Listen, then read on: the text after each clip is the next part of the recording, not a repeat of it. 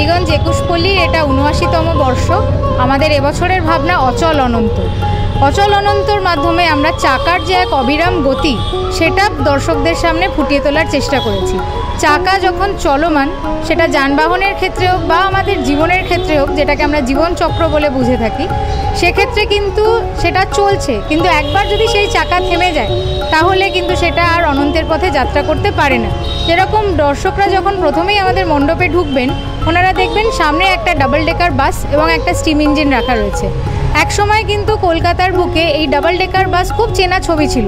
আমরা সেটা আমাদের দাদু ঠাকুমাদের কাছে গল্প শুনেছি, বাবা মায়েদের কাছেও কিছুটা করে শুনেছি, কিন্তু আজ তারা একেবারেই অচল, সেই চাকা আর ঘুরছে না।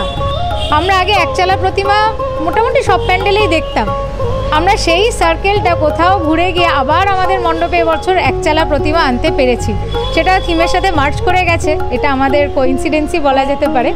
তো এই যে একটা চক্র আবর্ত হয়ে চলেছে, সেটাই আমরা আমাদের প্যান্ডেলের মাধ্যমে ফুটিয়ে তোলার চেষ্টা করছি।